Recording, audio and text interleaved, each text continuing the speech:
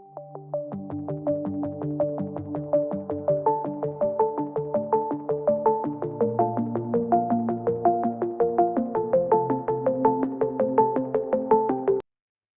साथियों, स्वागत है आपका ग्लोरियस क्लासेस के इस ऑनलाइन प्लेटफॉर्म पर। मैं लीलाधर प्रजापत आपका हार्दिक स्वागत अभिनंदन करता हूं एक बार पुनः। अपनी इस क्लास के अंदर टॉपिक जो चल रहा था वह राजस्थान की सभ्यताओं का टॉपिक चल रहा था, और इससे पहले की जो क्लास थी उसमें अपन राजस्थान की जो प्रमुख सभ्यताएं हैं उनमें कालीबंगा और आहड़ सभ्यता का अध्ययन किया था। आज की क्लास में अपन जो है वो बेराट सभ्यता का अध्ययन करेंगे। बेराट सभ्यता स्तर। देखिए प्यारे साथियों, बेराट सभ्यता स्थल जो है यह है शाहपुरा जयपुर में स्थित है। शाहपुरा जयपुर में जो ये पहाड़ियां हैं, ये कौन कौन सी पहाड़ियां हैं देखिए। ये जैसे महादेव डूंगरी,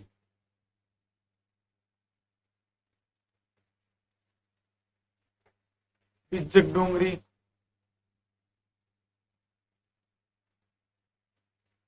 मोती डूंगरी,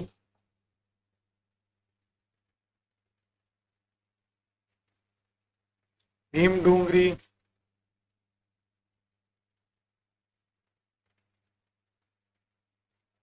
ये जो पहाड़ियां हैं शाहपुरा जयपुर में, इन पहाड़ियों के मुहाने से एक नदी बहती है, इसका नाम है बाणगंगा नदी।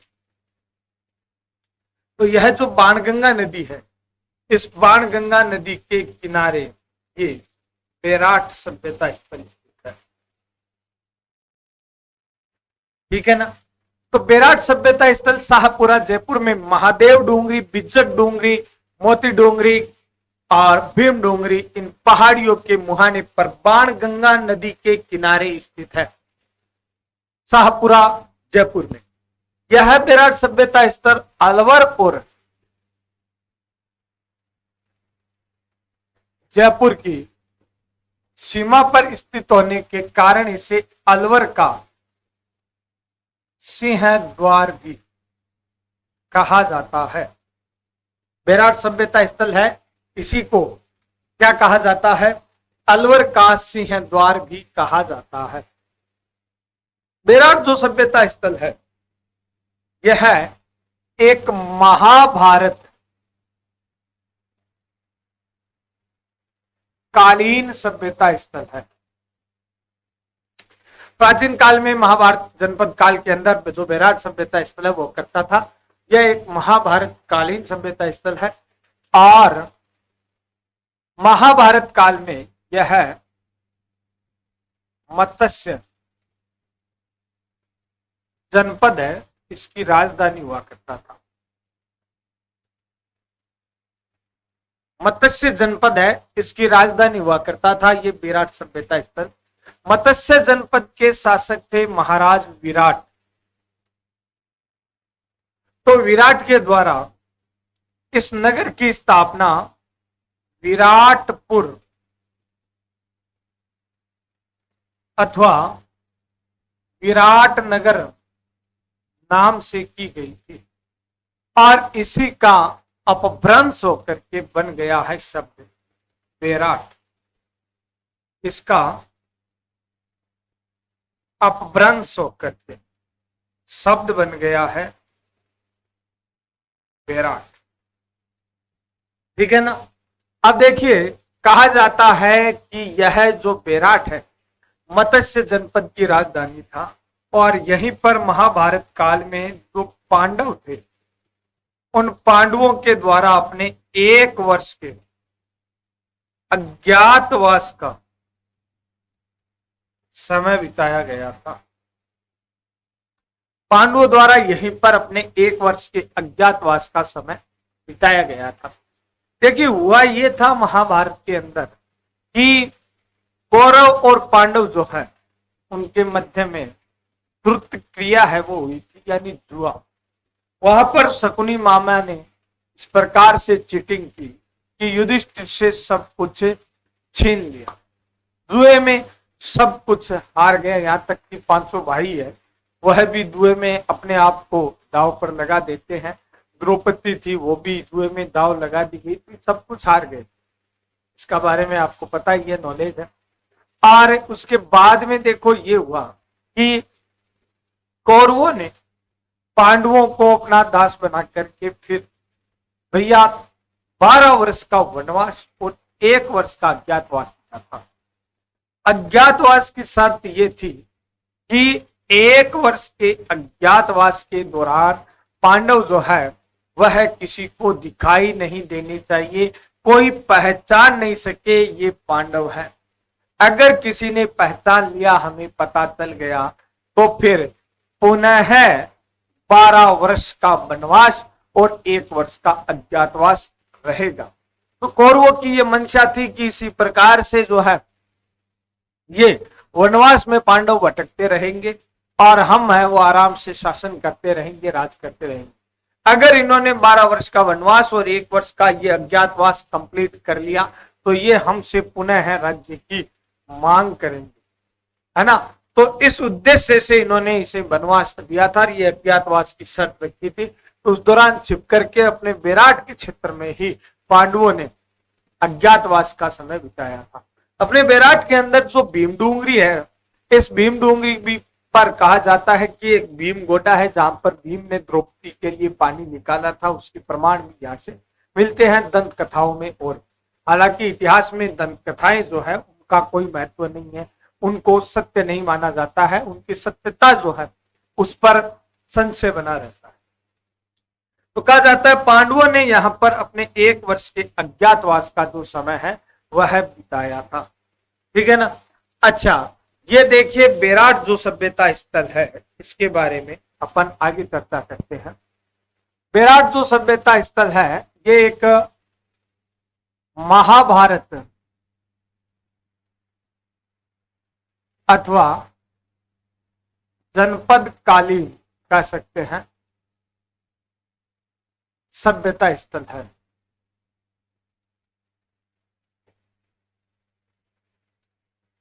और इस विराट सभ्यता स्थल की खोज सन 1936 ईस्वी में राय बहादुर दयाराम साहनी जो है, दयाराम साहनी के द्वारा की गई थी। विराट सभ्यता स्थल की खोज है वो किसने की थी? दयाराम साहनी के द्वारा विराट सभ्यता स्थल की खोज की गई थी। और उसके बाद समय समय पर है, अलग अलग समय में है वो विराट सभ्यता स्थल है, इसके उत्खनन का कार्य है वह अनवरत रूप से चलता रहा। विराट सभ्यता स्थल के उत्खनन से हमें पाषाण युग से लेकर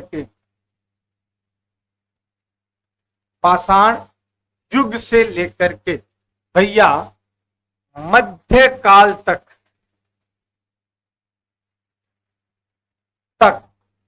की संस्कृतियों के प्रमाण प्राप्त होते हैं। प्राचीन कालीन जो पाषाण युग है उस पाषाण युग से लेकर के मध्य काल तक की संस्कृतियों के प्रमाण हैं वो हमें विराट सभ्यता स्थल से प्राप्त होते हैं। और यह जो विराट सभ्यता स्थल है यहां से इतनी संस्कृतियों के बड़े महत्वपूर्ण प्रमाण प्राप्त हुए हैं। इसी कारण से भैया विराट सभ्यता स्थल के बारे में डॉक्टर सत्य प्रकाश जो है, डॉक्टर सत्य प्रकाश ने कहा है कि हमने पाकिस्तान को देखकर जो कुछ खोया है विराट को खोजकर उससे भी अधिक प्राप्त कर लिया है। डॉक्टर सत्य प्रकाश है वो क्या कहते हैं कि हमने पाकिस्तान को देखकर जो कुछ खोया है विराट को खोजकर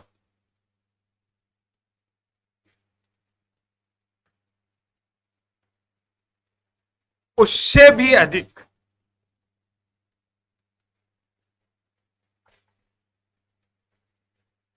प्राप्त किया है।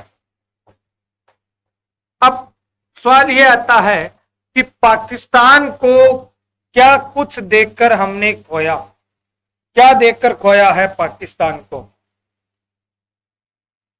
है पाकिस्तान को क्या कुछ देकर हमने खो दिया? तो देखिए, पाकिस्तान, भारत का जो विभाजन हुआ, तो विभाजन के पश्चात अपने भारत के यानी सिंधु सभ्यता के जो प्रमुख सभ्यता स्थल है, जैसे हड़प्पा है, मोहनजोदड़ो है, तहुंदड़ो है ना, सुरकोटदा है, सुतका गेंडोर है, इस प्रकार से प्रमुख सभ्यता स्थल अलादीनो वगैरह ये पाकिस्तान में चले गए। तो सिंधु सभ्यता के प्रमुख सभ्यता स्थल थे। तो उस की क्षतिपूर्ति बेराट के द्वारा कर दी गई है, यह बात डॉक्टर सत्य प्रकाश हमें बताती है। बेराट जो सभ्यता स्थल है, इस बेराट सभ्यता स्थल से हमें, जैसे अभी मैंने बताया कि भैया यहां से हमें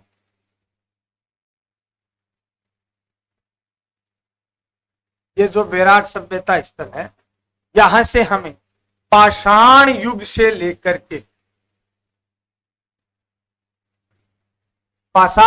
लेकर के मध्य युग तक की सभ्यताओं के, संस्कृति के प्रमाण प्राप्त होते हैं। तो प्रमुख जैसे पाषाण युग है, उसके बाद में ताम्र युग है, बौद्ध युग है, बुद्ध काल, ठीक है, ये अपन कहेंगे बौद्ध युग।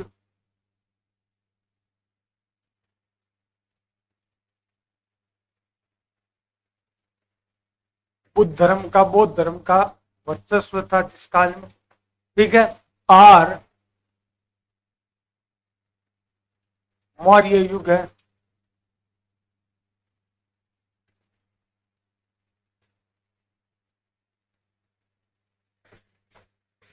मौर्य काल है। तो इन संस्कृतियों के प्रमाण हैं, ये प्रमुखता से हमें बेराट से प्राप्त होते हैं। आई समझ में बात? ये प्रमुख प्रमाण मिले हैं। वैसे पाषाण काल से लेकर मध्य युग तक की लगभग सभी संस्कृतियों के प्रमाण यहां पर छुटपुट रूप से हमें प्राप्त। पाषाण युग की सबसे पहले अपन बात करते हैं। तो पाषाण युग की बात करते हैं तो देखिए, तो बेराट सभ्यता स्थल है, इस बेराट सभ्यता स्थल से हमें पाषाण युग के प्रमाण है वो प्राप्त होते हैं। क्या क्या? यहां से पाषाण कालीन शैल चित्रों की प्राप्ति होती है।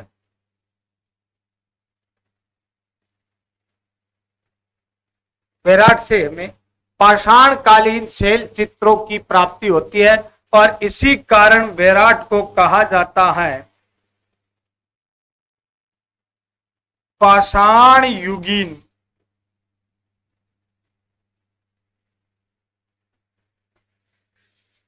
चित्रशाला।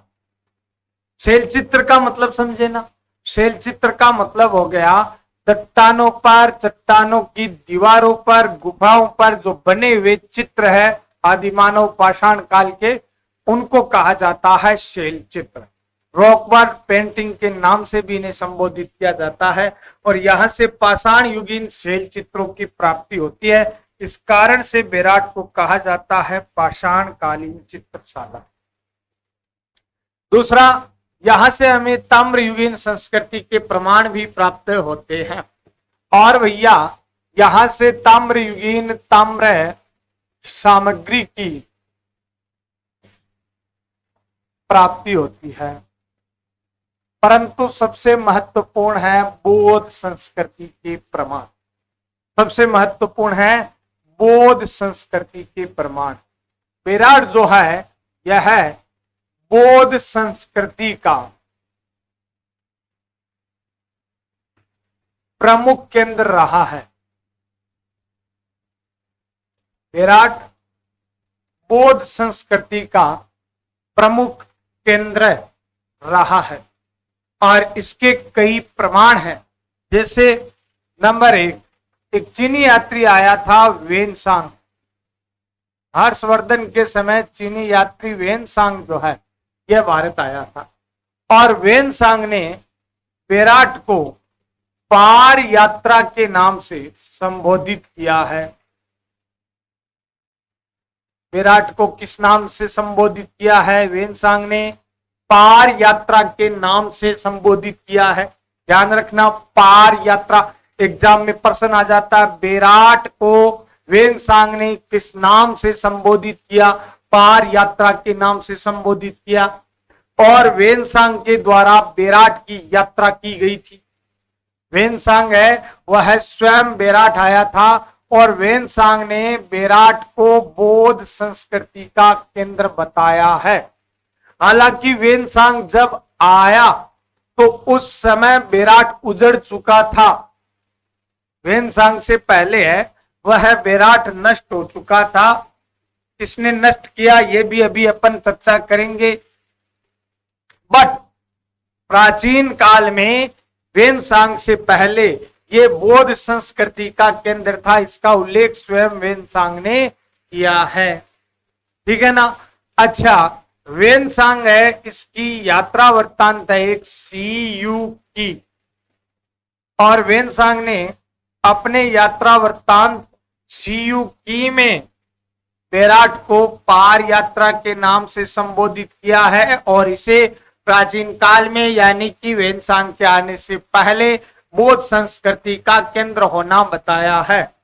तो सीयू की क्या है? वेनसांग का यात्रा वृत्तांत है। ठीक है ना। अब देखिए, इसके अलावा हमें यहां से और भी प्रमाण प्राप्त होते हैं। जैसे खुदाई जब की गई तो यहां से बौद्ध स्तूप,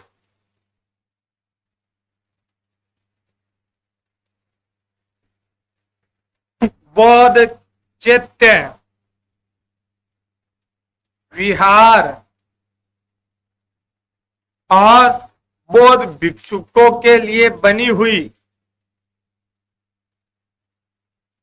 बौद्ध भिक्षुकों के लिए बनी हुई भिक्षुकों की कोठड़ियां हैं, ये यहां से हमें प्राप्त होती है।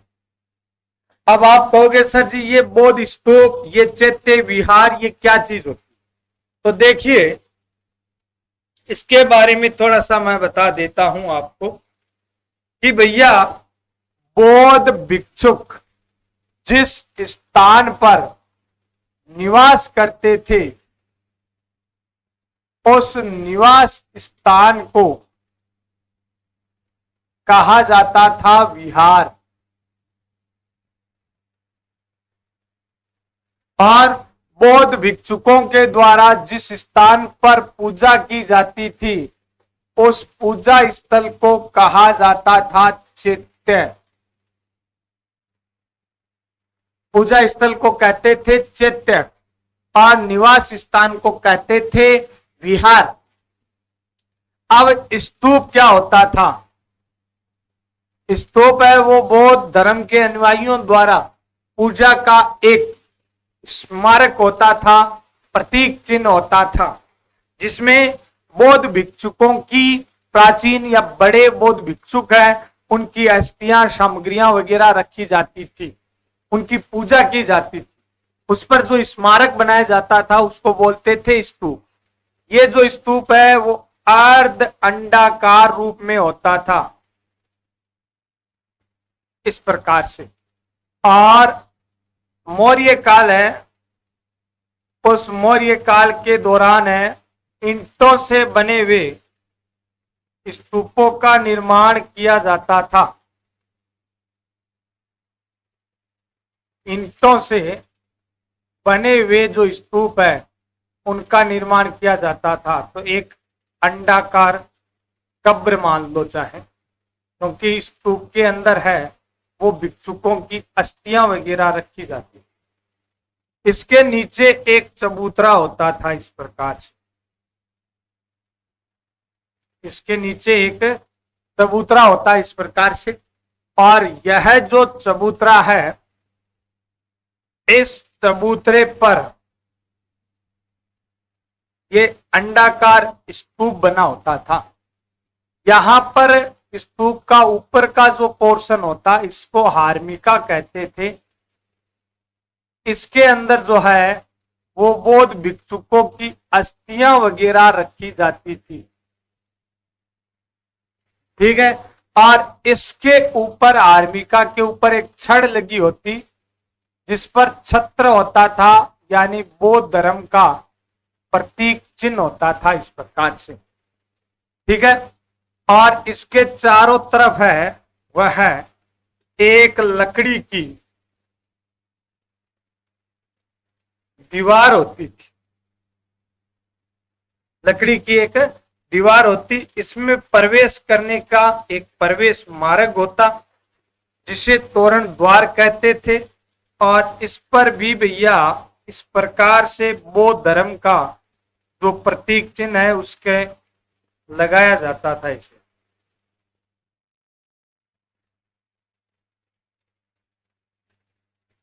ये जो आकृति होती थी इसको बोला जाता था स्तूप। और इस प्रकार से चारों तरफ जो है वह लकड़ी से बनी हुई दीवार होती थी।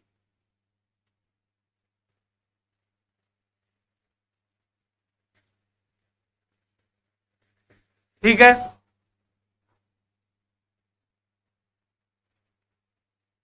और इस स्तूप के चारों तरफ है वो बना होता था एक परिक्रमा पथ।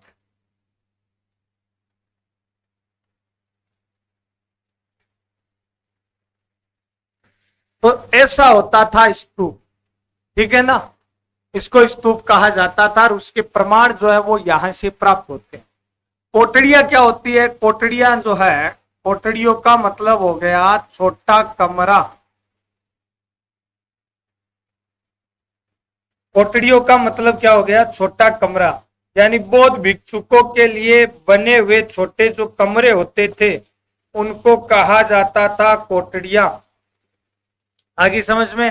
तो यहां से बेराट से हमें विहार, चैत्य, स्तूप, कोटड़िया वगैरह है उनकी प्राप्ति होती है, ठीक है ना। तो उसके आधार पर कह सकते हैं बेराट है यह बौद्ध संस्कृति का केंद्र था।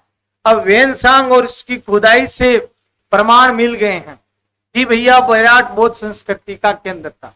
उसके बावजूद भी देखिए सबसे बड़ा प्रमाण यह है कि भैया यहां का जो शासक था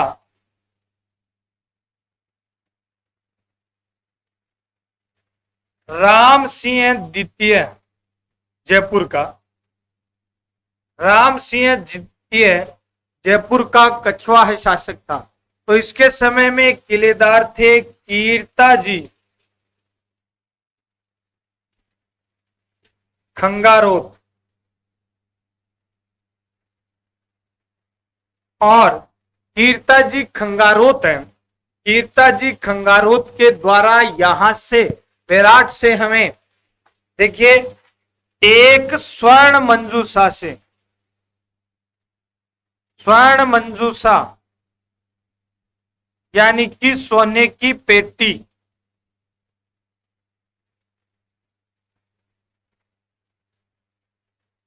स्वर्ण मंजूषा यानी सोने की पेटी से महात्मा बुद्ध की अस्थियां प्राप्त की गई थी। महात्मा बुद्ध की अस्थियां प्राप्त की गई थी, यह सबसे बड़ा प्रमाण है। यह सबसे बड़ा प्रमाण है कि बेराट जो है यह बौद्ध संस्कृति का प्रमुख केंद्र हुआ करता था। इससे बड़ा प्रमाण दूसरा नहीं हो सकता, ठीक है ना। तो बेराट बौद्ध संस्कृति का प्रमुख केंद्र था बुद्ध काल के अंदर, बुद्ध युग के अंदर, ठीक है। आगे चलते हैं तो देखिए यह जो बेराट है यहां से हमें मौर्य कालीन प्रमाण भी प्राप्त होते हैं। बेराट से हमें मौर्य कालीन संस्कृति के प्रमाण भी प्राप्त होते हैं। मौर्यकालीन संस्कृति में यहां से हमें मौर्यकालीन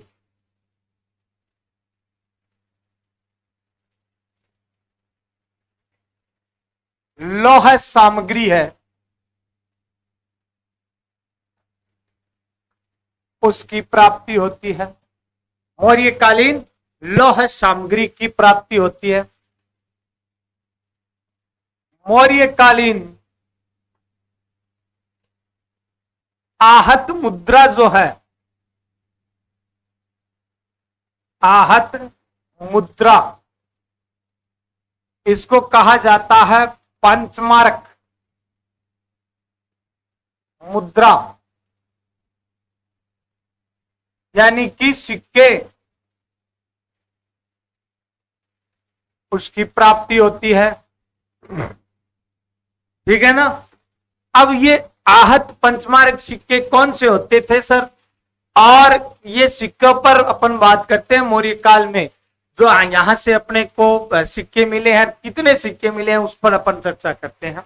और यहां से 1-2% पीछे आए हुए भी हैं, उन पर भी बात करते हैं। जैसे बेराट जो सभ्यता स्थल है भैया, इस बेराट सभ्यता स्थल से हमें एक कपड़े में बंधे हुए, और ये देखो राजस्थान में सभ्यता स्थलों में सबसे पहले कपड़े के प्रमाण बेराट से मिले हैं। ठीक है ना, सबसे पहले कपड़े के प्रमाण बेराट से मिले हैं। ठीक है, तो सभ्यता स्थलों में सबसे पहले कपड़े के प्रमाण बेराट से मिले हैं। और बेराट में कपड़े में बंधे हुए हमें टोटल 36 सिक्के प्राप्त होते हैं। कितने सिक्के? 36 सिक्के कपड़े में बंधे हुए प्राप्त होते हैं। इनमें से 8 जो सिक्के हैं वो तो है मौर्यकालीन यानी आहत या पंचमारक शैली के, और इनमें 28 सिक्के जो है, 28 सिक्के ये है इंडो ग्रीक शैली के।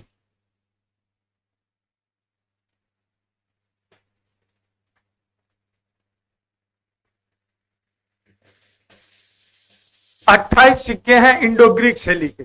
अब देखो ये इंडो ग्रीक शैली कौन सी हुई? अपने भारत में जो यूनानी शासक थे उन्होंने शासन किया था, यूनानियों द्वारा भारत में शासन किया गया था, और इन यूनानियों ने यहां पर सिक्के भी चलाए थे। यूनानियों द्वारा भारत में जिस शैली के सिक्के चलाए गए थे उस सिक्कों को, उस प्रकार के सिक्कों को, उस शैली को इंडो ग्रीक शैली कहते हैं। मौर्यकालीन सिक्के जो थे वो पंचमार्क या आहत शैली के थे। अच्छा, इसमें क्या होता है कि पहले मौर्य काल के अंदर जो है वह ऐसी तकनीक नहीं थी कि जो सिक्का है उस सिक्के पर ढलाई के साथ ही निशान बना दिया जाए। ढलाई है उसके साथ ही चित्र वगैरह है उसका निशान बना दिया जाए। तो फिर क्या करते थे? करते ये थे, सिक्का डाल दिया, उसके बाद में एक लोहे की सील होती और उस लोहे की सील पर राज्य का चिन्ह बना होता। ये जो लोहे की सील है भैया, इस लोहे की सील को फिर सिक्के पर रखा जाता और ऊपर से जोर से किया जाता था पंच, ऊपर से जोर से पंच किया जाता जिससे वो मार्क जो है वह उस सिक्के पर बन जाता था। ठीक है ना। अच्छा, इस कारण ये सिक्के कहलाए पंचमार्क। अब इससे इस प्रकार से सिक्के को पंच किया जा रहा है, पीटा जा रहा है, तो इस प्रकार से सिक्के को पीटने से, इस प्रकार से सिक्के को पीटने से सिक्का क्या हो रहा है? आहत हो रहा है। इस कारण से इस प्रकार के सिक्कों को क्या कहा जाता है? आहत सिक्के कहा जाता है। आगे समझ में बात है। अच्छा, इसके अलावा मौर्यकालीन संस्कृति में यहां से हमें बेराट से सम्राट अशोक का,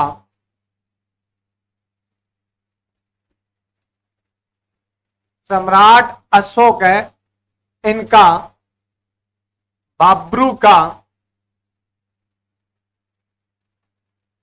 शिलालेख प्राप्त होता है।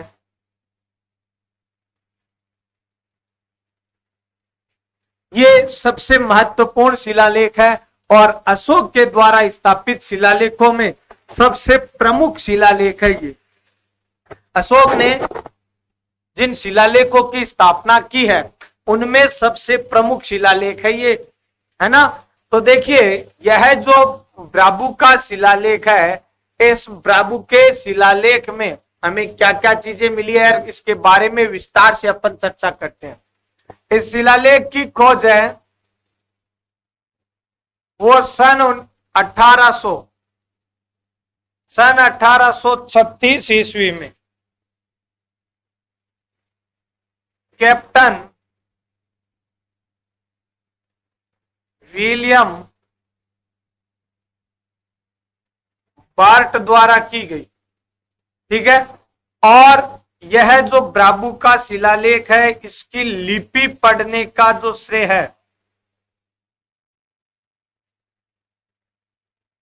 यह किटोई महोदय को जाता है। किसको जाता है? किटोई महोदय जो है इनको लिपि पढ़ने का श्रेय जाता है। और यह ब्राबू का शिलालेख कौन सी लिपि में लिखा हुआ है? क्रुस्टोफेदन लिपि जो है इसमें लिखा हुआ है, जैसे अपन कालीबंगा में बात भी कर रहे थे। इस लिपि की क्या विशेषता है भैया? यह जो लिपि होती है यह दाएं से बाएं लिखी जाती है, यानी राइट टू लेफ्ट जो है वह लिपि लिखी जाती है, ठीक है ना। ब्राबू का शिलालेख जो है यह एकमात्र ऐसा शिलालेख है जिसमें अशोक को मगधाधिराज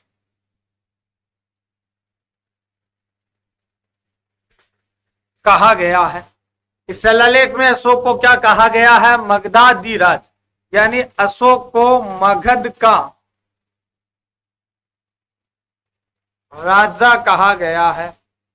अच्छा, ये एकमात्र ऐसा शिलालेख है जो व्यक्तिगत रूप से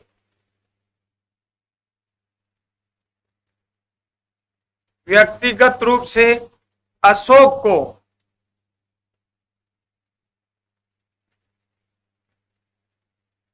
बोध सिद्ध करता है।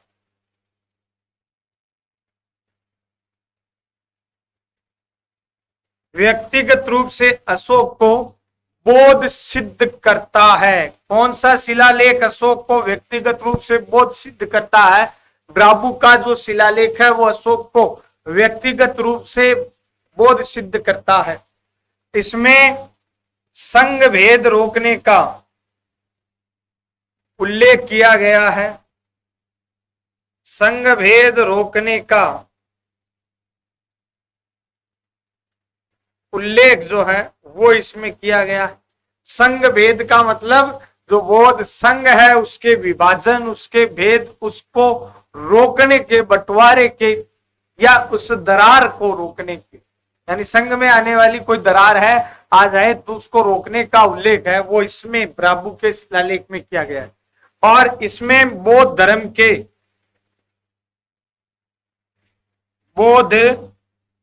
के त्रिरत्न हैं उनका उल्लेख किया गया है। ये बौद्ध धर्म के त्रिरत्न कौन से होते हैं? ये बौद्ध धर्म के त्रिरत्न हैं बुद्ध, धम्म और संघ। बुद्ध, धम्म, संघ, इनका उल्लेख जो है वो यहां पर किया गया है। आगे समझ में बात है। तो ये ब्राबू का शिलालेख है वो भैया इंडियन हिस्ट्री की दृष्टि से भी बड़ा महत्वपूर्ण है और राजस्थान में अपने बेराट से मिला है और यहां से ब्राबू के शिलालेख से प्रश्न भी आते हैं। इसके अलावा जो है वो मौर्यकालीन संस्कृति की अगर बात करते हैं तो यहां से सन 1869 ईस्वी में कार्लाइल द्वारा अशोक के एक अन्य शिलालेख की भी खोज की गई थी। कार्लाइल द्वारा अशोक के एक अन्य शिलालेख की भी खोज की गई, परंतु ब्राबू जितना महत्वपूर्ण ये नहीं था। ब्राबू का जो शिलालेख है वो सबसे ज्यादा महत्वपूर्ण है, और दुर्भाग्य से ये अपने वर्तमान में राजस्थान में नहीं। ठीक है, तो ये जो कैप्टन बर्ड था ना, इसने 1840 में इसको चट्टान से काट करके ये ले गया इसे कलकत्ता, और वर्तमान में ये कलकत्ता संग्रहालय में स्थित है। ब्राबू का शिलालेख वर्तमान में कहाँ है? ब्राबू का शिलालेख वर्तमान में कलकत्ता संग्रहालय में स्थित है। आगे चलते हैं। तो मौर्यकालीन संस्कृति के ये मुख्य प्रमाण विशेष मौर्यकालीन लौह सामग्री, आहत मुद्रा वगैरह जो है उनकी प्राप्ति हमें यहां से होती है। और अब बात करते हैं इसके पतन की, इसके बाद मध्यकाल में चलेंगे। ठीक है ना, पतन की बात करते हैं। बेराट इतना महत्वपूर्ण सभ्यता स्थल था जिस पर डॉक्टर सत्यप्रकाश ने गर्व करते हुए कहा कि भैया हमने जो कुछ पाकिस्तान को देकर खोया है, बेराट को खोजकर उससे भी अधिक पा लिया है, प्राप्त कर लिया है ना। तो यह इतना महान सभ्यता स्थल, और इसका पतन है वो किस प्रकार से हुआ तो देखिए। चीनी यात्री वेनसांग जब आया था तो बेराट को उजड़ी हुई अवस्था में पाया था। तो चीनी यात्री वेनसांग अपने यात्रा वृत्तांत GUQ में बताता है कि हुण शासक वेनसांग क्या बताता है कि हुण शासक मिहिर कुल जो है, जो बौद्ध धर्म का कट्टर शत्रु था। ठीक है, हुण शासक मिहिर कुल है, यह बौद्ध धर्म का कट्टर शत्रु था, और इसी मिहिर कुल के द्वारा बेराट को नष्ट कर दिया गया था। ठीक है ना, बेराट को नष्ट कर दिया गया, और मिहिर कुल ने 9 कोटि जो बौद्ध भिक्षुक थे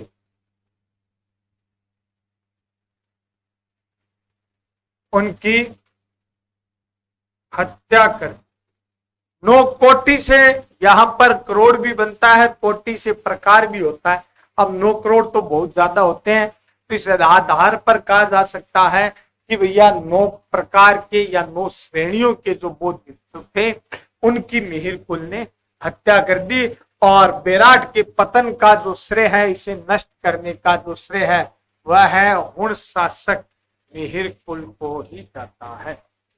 हुण शासक मिहिर कुल को बेराट को नष्ट करने का श्रेय जाता है, और ये घटना गुप्तोत्तर काल की है, वेनसांग से पहले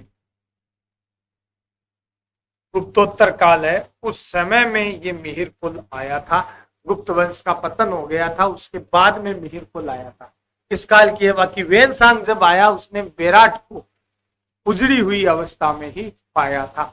तो बेराट सभ्यता स्थल के पतन का जो श्रेय है वो किसे जाता है? बेराट सभ्यता स्थल के पतन का श्रेय हुण शासक मिहिर कुल को जाता है। समझ गए? अब एक लंबे समय तक बेराट सभ्यता स्थल जो है, एक लंबे समय तक बेराट सभ्यता स्थल इसी प्रकार से उजड़ी हुई अवस्था में पड़ा रहा। ठीक है ना। उसके बाद बेराट जो सभ्यता स्थल है इसकी पुनः स्थापना हुई, और बेराट सभ्यता स्थल की पुनः स्थापना का जो श्रेय है वह मुगलों को जाता है। किसको जाता है?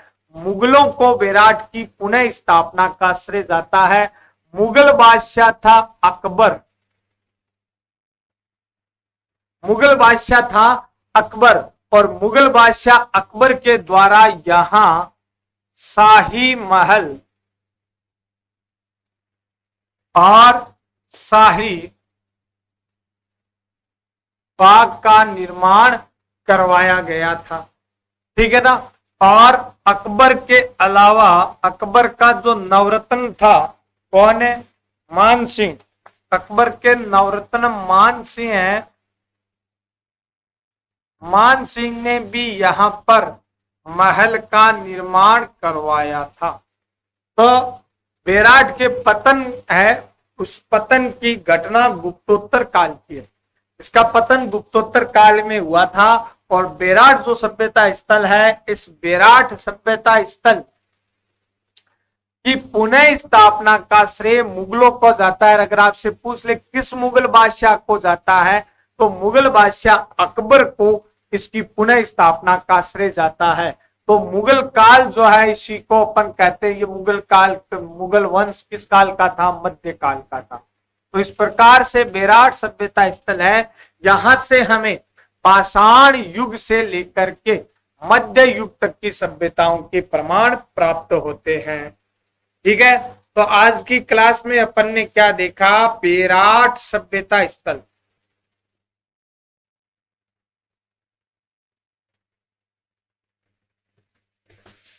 बेराट सभ्यता स्थल जो है, ये शाहपुरा जयपुर में महादेव डूंगरी, मोती डूंगरी, भीम डूंगरी, बिजट डूंगरी की पहाड़ियों के मुहाने पर बाण गंगा नदी के किनारे स्थित है।